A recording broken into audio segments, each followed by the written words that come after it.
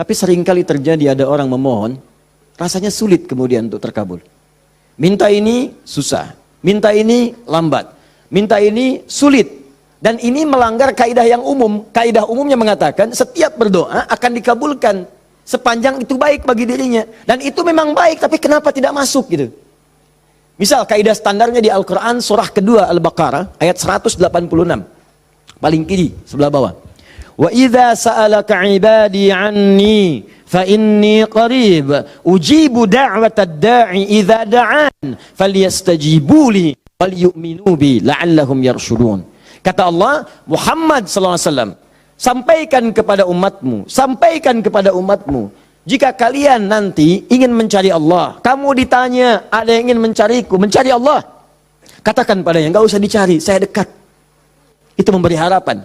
Saya sering sampaikan makna kalimat ini. Anda cari, tanya panitia, mana ustadznya? Dijawab, ustadznya belum ada berita. Dengan yang kedua, jangan khawatir Pak, sudah dekat. Mana yang paling menenangkan? Sudah dekat. Sudah dekat. Nah, ketika ada yang bertanya pada Muhammad, saya ingin mendekat kepada Allah. Jawab, tidak usah repot, Allah dekat. Silahkan kau mendekat kepada Allah, dan Allah akan dekat dengan kita, silahkan. Psikologis memberikan harapan. Dan umumnya, orang yang mendekat kepada Allah, umumnya, itu punya dua kepentingan. Kalau bukan bertobat dari maksiat, yang kedua, punya permohonan ingin disampaikan. Makanya sebelum diungkapkan itu dijawab oleh Allah. Saya tahu paling hambaku kalau mau datang mau minta. Silakan cek. Besok mau ujian, malam tahajud. Padahal kemarin enggak. Ya. Besok lamar pekerjaan, malamnya istighfar. Kemarin kemana aja John? Ya. Selalu seperti itu. Minta. Kata Allah. Lihat kalimatnya. Ujibu da'watad da'i idza da'an. Kapanpun hambaku minta, aku akan kabulkan. Jadi rumus doa itu kalau diminta dikabulkan.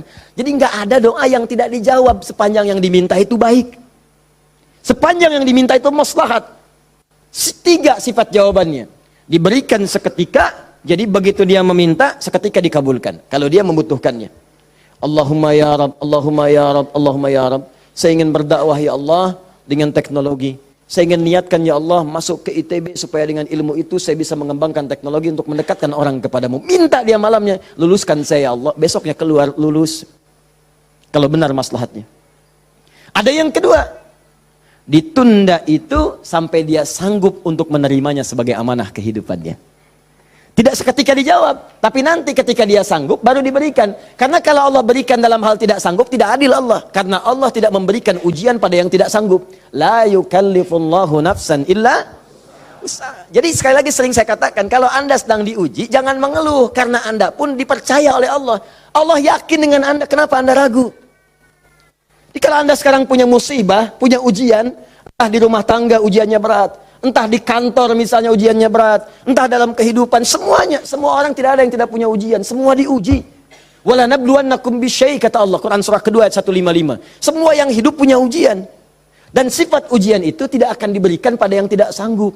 La yukallifullahu nafsan illa wus'aha. Kalau kamu nggak sanggup, saya nggak akan berikan, kata Allah. Jadi kalau ibu sedang punya ujian di rumah tangga, jangan mengeluh, Bu, seberat apapun, karena ibu itu sanggup. Allah percaya pada ibu, kenapa ibu nggak yakin? Antum punya ujian di kantor, berat rasanya Ustadz, betul memang berat, tapi Anda yang sanggup. Kalau ujian itu diberikan pada Adi Hidayat nggak sanggup. Anda hebat, kata Allah, kenapa Anda mengeluh? Ya Allah, kenapa saya? Ya Allah, ya emang kamu yang sanggup. Why me? Why not? Iya. Jadi semuanya itu ada ukurannya, nggak usah khawatir itu dengan itu semua. Ada takarannya.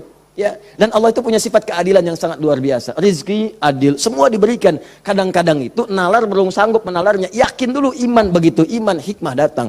Kan dulu pernah saya sampaikan untuk analogi sederhana tentang cicak dan nyamuk. Masih ingat? Coba cicak, bagaimana beraktivitasnya? Merayap di mana? Dinding. Makanannya apa? Yang paling utama nyamuk. Nyamuk apa aktivitasnya? Terbang. Nyamuknya punya sayap, cicaknya tidak. Kan pernah saya sampaikan, kalau nyamuknya punya akal dan jenius, cicak jadi mainan. Cicak di dinding, dia dekat lampu. Cicak, ayo sini kalau berani. Alhamdulillah, hewan tidak diberi akal. Tapi bukan itu yang mau saya sampaikan. Keadilan Allah menjadikan cicak tetap mendapatkan makanan. Orang tua kita nggak punya banyak dalil. Cuman fitrahnya memberikan kepada kita gambaran-gambaran kehidupan. Dikatakan oleh mereka cicak-cicak diam-diam. Bayangkan, yang Allah tuntut cak merayap. Rayap aja. Mau diam-diam, mau biasa. Dicontohkan diam-diam aja merayap. Diam-diam merayap. Teruskan, datang seekor nyamuk. Ketika cicak merayap, datang seekor nyamuk. Bukan cicak yang mendatangi nyamuk, nyamuk yang mendatangi cicak. Siapa yang memberikan dorongan nyamuk datang ke cicak? Allah. Jadi kalau dia mengerjakan ikhtiar dari Allah, maka datanglah hasilnya. Cicak, kamu merayap aja. Begitu merayap, datang seekor nyamuk. Selanjutnya, silahkan. Ya. Tangkap, selesai. Itu poin yang pertama. Jadi saya ingin berikan gambaran dalam kehidupan ada unsur keadilan yang diberikan oleh Allah Subhanahu wa taala. Jadi yang pertama tadi langsung diberikan, yang kedua ditunda dia saat sanggup menerimanya. Kalau nggak sanggup, nggak akan dikasih. Anda punya anak 5 tahun, ya, pengen minta hadiah pada Anda, bobo, motor, pengen minta motor. Anak 5 tahun pengen minta motor beneran, dibelikan nggak? Ya, Anda memang mampu, tapi pada saat itu nanti nak ya. Bapak belikan motor yang hebat. Sekarang motor yang ini dulu, motor-motoran. Setelah itu dia siap 2 tahun, 3 tahun, 4 tahun, 10 tahun ke depan diberikanlah motor itu. Apa karena Anda tak mampu memberi? Tidak, karena dia belum siap. Anda minta sekarang, tiba-tiba 10 tahun kemudian Anda dapatkan. Cuman saat dapat Anda nggak sadar kalau itu tuh hasil doa Anda yang dulu. Itu. Kadang-kadang demikian. Anda pengen jadi dokter. Ujungnya kan dokter, masuknya pengen ke UI. Tiba-tiba keterimanya di Undip misalnya. Tapi kan jadi dokter juga. Anda pengen proyek yang besar, dikerjakan sekarang, nggak dapat, doa belum terkabulkan. Tiba-tiba 10 tahun kemudian, dapat proyek yang besar, yang nilainya ternyata diakumulasikan 10 tahun ke belakang. Itu doa Anda. Kalau pengen bukti lebih dalam, betapa banyak orang tua yang berdoa sejak anaknya masih dalam kandungan. Pengen ini, pengen itu, dikabulkan setelah anaknya 20 tahun dia keluar dari kandungannya. Itu kan hasilnya. Makanya ketika anak sukses, kata Al-Quran surah ke-46 ayat ke-15, ada isyarat di sana. Kalau Anda sukses, jangan menilai dulu kesuksesan itu adalah hak Anda, kewajiban Anda, atau atas jasa Anda. Barangkali Anda cuma 30%, 70%-nya ibu yang dulu pernah menangis di keheningan malam. Ya Allah, jadikan anak saya seorang insinyur, ya Allah. Ya Allah, jadikan anak saya, ya Allah, orang yang soleh. Ya Allah, jadikan anak saya si fulan. Bapak Anda yang dulu cuma makan singkong, datangnya ke sawah, kemudian kerjakan segala rupa, ya Allah, jadikan anak saya lebih hebat dibandingkan saya. Puluhan tahun yang lalu mereka bermohon kepada Allah, doanya terkabul puluhan tahun kemudian. Makanya ketika Anda berhasil, kata Al-Quran, jangan dulu merasa bangga, karena boleh jadi jasa terbesarnya jasa orang tua dulu. Makanya Ismail, perhatikan baik-baik. Ismail yang mendapatkan air zam-zamnya. Lihat. Bergerak kakinya, gerak, keluar. Tapi Anda jangan lupa, ketika Ismail kehausan, ibunya mencari air. Disimpan Ismail, dia bergerak tangan kakinya. Karena kalau anak itu sudah mulai haus baik, pasti tangan kaki itu bergerak. Tapi air nggak keluar. Kapan air keluar? Setelah Sayyidah Hajar bolak-balik. Safa Marwah bermohon kepada Allah. Positif, berdoa, minta. Ketika kemudian bagian yang terakhir ketujuh itu berada kemudian di Marwah, tiba-tiba mendengar satu percikan air keluar. Kapan air keluar? Karena jejak kaki Ismail yang menendang kemudian ke arah pasir itu, malaikat mengepakkan sayapnya. Keluarlah. Kata ibunya, zam. Zam itu artinya kumpul jangan berhenti, kumpul jangan berhenti, kumpul jangan berhenti. Kalau kumpul saja mungkin berhenti, ijma, tahadda. Ini zam.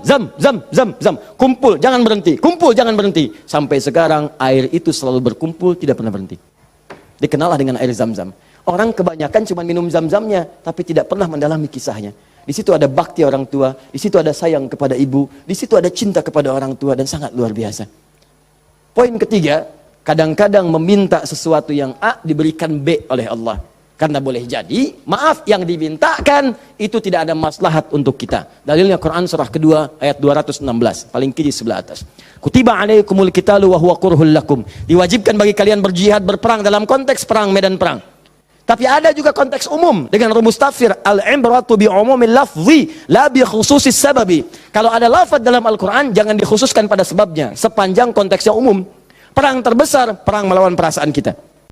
Perang melawan hawa nafsu. Perang melawan negative thinking, kadang-kadang negatif kepada Allah. Kenapa saya ya Allah? Kenapa ini enggak berakhir ya Allah? Kata Allah, hei, asa an takrahu syai'an fahuwa khairul lakum. Boleh jadi kamu nggak suka, tapi ini yang terbaik buat kamu. Kamu kan nggak tahu kapan wafat. Bukankah kalau saya belum kabulkan, kamu rajin tahajud? Kamu rajin puasa? Kamu rajin baca Al-Quran? Kamu kemana aja selama ini? Mau wafat, masih sibuk dunia. Saya pengen yang terbaik untukmu sampai pulang ke akhirat. Dipaksa untuk mendapatkan itu. Kadang-kadang kamu pengen yang ini dunia, ini nggak bagus. Kamu pengen direktur, kamu maksiat banyak nanti di sana. Cukup level manajer saja. Wa asa an tuhibbu syai'an fa huwa syarrul lakum. Kadang-kadang yang ideal yang dipengenkan itu enggak bagus kata Allah. Kenapa? Wallahu ya'lamu wa antum la ta'lamun. Karena Allah tahu masa depan engkau tidak.